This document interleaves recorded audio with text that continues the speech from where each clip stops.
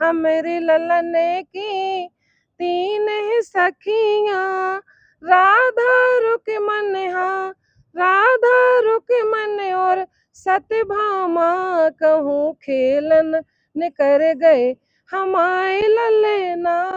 हाँ भैया, जैसा कि आप लोगों ने पता ही है कि बुंदेलखंड को महाकुंभ महाकुंभ मतलब बुंदेली बौछार को समागम अपना स्टार्ट होगा है। आज सेकंड राउंड है, फर्स्ट राउंड होगा तो सेकंड राउंड में पूरे बुंदेलखंड से प्रतिभागी आज भोपाल पधारे और अपनी प्रस्तुति दी। आज हमने एक चीज देखी कि जितने भी प्रतिभागी आए हैं तो कोनो ना कोनो ने अपने प्रोफेशन में भी काम कर रहे हैं। कोई प्रशासनिक अधिकारी है, मतलब प्रशासन में है। और आज बुंदेली बौछार का आप जानत हो कि स्वच्छ शैली और स्वच्छ भाषा के लाने प्रमोट करत है। और जो ऐसी शैली में काम कर रहा वह मंच देते है, प्रोत्साहन देते है। आज यही इंटरव्यू की कड़ी में भोपाल में हमारे छतरपुर से बहन जी पधारी हैं। पहले तो आपको बहुत बहुत स्वागत है बुंदेली बौछार पे। आज को का अनुभव रहो, आप फर्स्ट राउंड में सिलेक्ट बनी थी, आज सेकंड राउंड भाव है वो की का कैसी आज आपकी प्रस्तुति भाई और हमारे ऑफिस को का कैसा माहौल रहो? आपके ऑफिस का माहौल तो बहुत अच्छा लगा है और ये भी अच्छी बात है सचिन भैया की कम से कम बुंदेली लोक गायन या लोक कलाओं को उभारा है, आगे निकाला है उन्होंने। जो आजकल के बच्चे बुंदेली को गायन को या बुंदेली भाषा को ही नहीं समझ पाते, ना बोल पाते हैं, तो कम से कम उसको आगे तुला रहे हैं। सब लोगों को जो इच्छा है या जो सोचते हैं कि हमें कुछ करना है, जैसे एक हम हैं कि जो हमने 94 से म्यूजिक से ग्रेजुएशन किया था मैंने, और फिर इसके बाद मेरी शादी हो गई, बच्चे हो गए, जॉब भी लग गई। परिवार के साथ रहना, परिवार को साथ लेके चलना, कुछ पारिवारिक परिस्थितियाँ ऐसी होती हैं कि जो मैं संगीत को आगे चालू नहीं रख पाई। अब मुझे ये बुंदेली बौछार का जो जैसे ही पता चला कि ऑडिशन देना है, तो मैंने फिर से शुरुआत की। जो मुझे मुझे अपने मेरे पतिदेव का सपोर्ट मुझे पूरा मिला है कि मैंने उनसे पूछा, उन्होंने कह दिया कि हाँ, अगर आपका शौक है, तुम्हारा शौक है तो कर सकती हो। तो ये परिवार का सपोर्ट है, अगर परिवार का सपोर्ट नहीं होता तो आज मैं यहाँ सेकंड राउंड में ना आ पाती। पारिवारिक पृष्ठभूमि क्या है अपने घर में, परिवार में कौन क्या करता है? परिवार में मेरे ससुर भी सास की सेवा में थे, जो शांत हो चुके हैं, और ताऊ जी भी हैं, मेरे ताऊ ससुर, वो भी सास के सेवक थे। मेरे पतिदेव भी सास की सेवा में हैं, मैं भी सास की सेवा में हूँ। इसके बावजूद भी मुझे शौक था तो मैंने छुट्टी लेके। कोई परिवार में कोई ऐसे क्षेत्र में था, गायन के क्षेत्र में अब वो था? तो गांव में ऐसा होता ही है कि जो गांव में बुलौआ होते हैं तो दादी लोग, मम्मी लोग, बड़ी जो बहनें होती हैं वो जाती भी हैं, और साथ में छोटे बहनों भाई को ले भी जाती हैं, नहीं ले जाती तो जिद करके चले जाते कि हमें भी चलना है। तो ऐसे बुलौआ में जाने जाने से गाने का शौक आया, फिर इतना शौक आया कि उसी से मैंने पढ़ाई भी की। मेन चीज वही है कि जिस सन में आपने संगीत लाइन में ग्रेजुएशन की, तब ये कोई जानता नहीं था कि मतलब इसकी भी शिक्षा होती है, जी इसको पढ़ना पड़ता है। जी उस जी। टाइम कैसा माहौल था? उस टाइम ऐसा माहौल था कि जहाँ से मैं बिलोंग करती हूँ, छतरपुर ज़िले में एक छोटा तो नहीं कह सकते, बिलहरी गांव है जहाँ से मैं बिलोंग करती हूँ, जहाँ मेरा मायका है।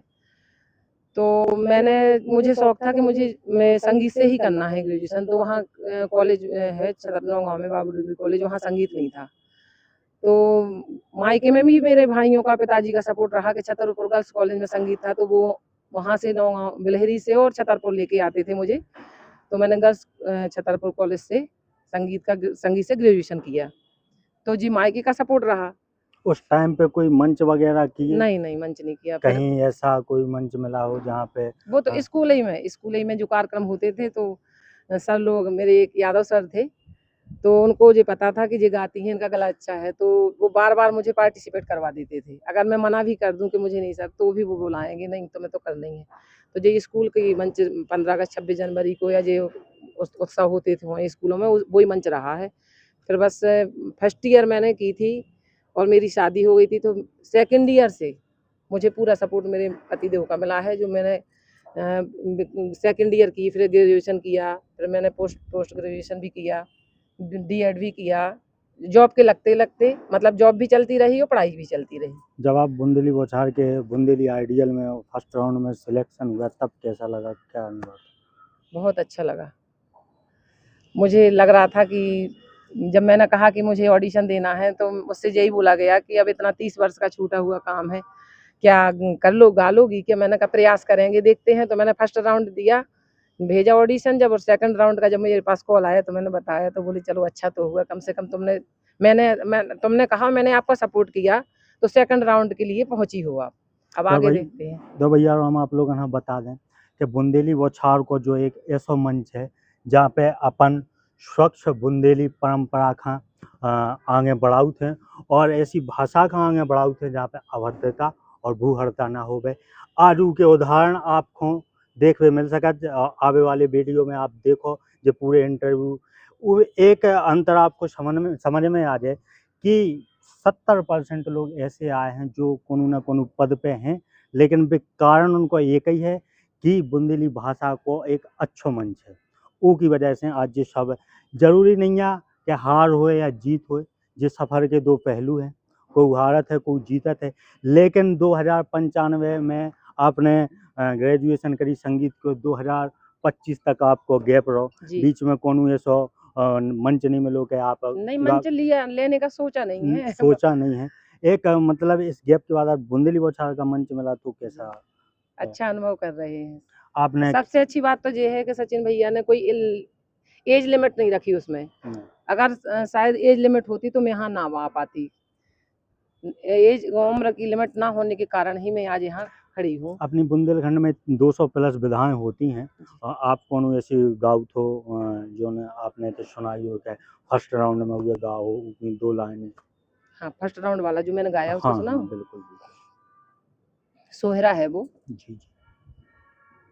जो अपनी माँ कृष्ण यशोदा मैया अपने कृष्ण जी की वजह से कहती हैं, या माँ अपने बेटे के लिए कहती है कि मेरा लल्ला कहीं निकल गया है भाई, और मेरे लल्ला की इतनी इतनी है, 3 सखियां हैं और ऐसी ऐसी उसकी पहचान है। तो वो अपनी सखियों से कहती है कि मेरा लल्ला कहीं मिले तो उसको ढूंढ के लाना, जो मैंने फर्स्ट ऑडिशन में भेजा था।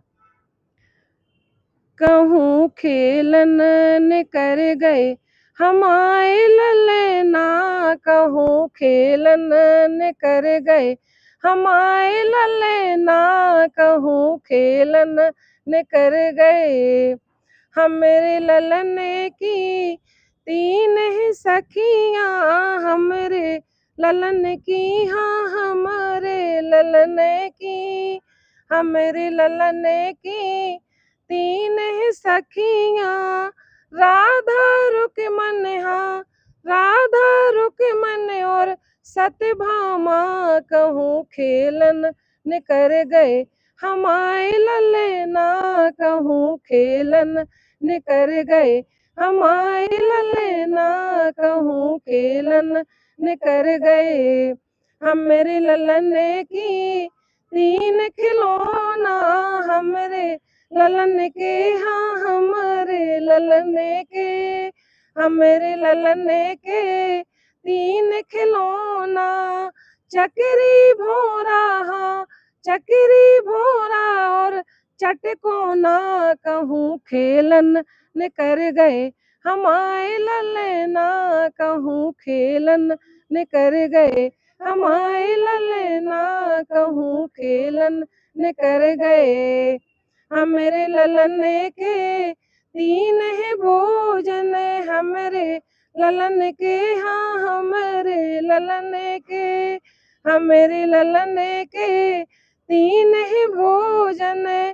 माखन मिश्री, हाँ माखन मिश्री दही को लौंडा, कहूँ खेलन न कर गए हमारे ललना, कहूँ खेलन न कर गए हमारे ललना, कहूँ खेलन न कर गए। फिर वो कहती हैं सखियों को बुला के, को सखी ते आओ, को सखी उते जाओ, को सखी ते आओ, को सखी उते जाओ, ढूंढ के लियाओ, हाँ ढूंढ के लियाओ हमाओ ललना, कहूँ खेलन न कर गए हमारे ललना, कहूँ खेलन न कर गए हमारे ललना, कहूँ खेलन न कर गए। बहुत बढ़िया है, बहुत अच्छी आपकी आवाज़ है, एक सुरीलापन आवाज़ में है। आपके लाने बुंदेली बौछार की तरफ से बहुत बहुत शुभकामनाएं हैं। तो भैया और जे हती आज अपने बीच में ममता पटेरिया जी छतरपुर से आपके लाने बहुत बहुत शुभकामनाएं हैं भविष्य में कि आपकी अगर रुचि अब आई है तो आगे मंच करवो और बुंदेली भाषा बुंदेली माटी का देश विदेश में पहुंचावो। बहुत बहुत शुभकामनाएं हैं भैया और बनेरा बुंदेली बौछार के संगे हमें डी के राय भोपाल से बुंदेली बौछार के लाने जयराम जी। अब अपने सपनों की पढ़ाई कीजिए अपने ही शहर के पास। सागर शहर से मात्र 12 मिनट की दूरी पर स्थित है ज्ञानवीर विश्वविद्यालय, जहां आपको मिले सुविधाजनक बस सेवा, आधुनिक कैंपस इंफ्रास्ट्रक्चर, अनुभवी शिक्षकगण और एक उज्जवल करियर की गारंटी। यहाँ उपलब्ध है प्रमुख पाठ्यक्रम जैसे management, pharmacy, agriculture, engineering, law, fine arts, hotel management, संगीत और नृत्य, पत्रकारिता और जनसंचार, परफॉर्मिंग आर्ट्स, जनरल कोर्सेज, शारीरिक शिक्षा, योग, पीएचडी सभी विषयों में। नए सत्र के लिए प्रवेश प्रारंभ हो चुके हैं। अधिक जानकारी के लिए संपर्क करें 977 0 522 117 या 977 0 523 279।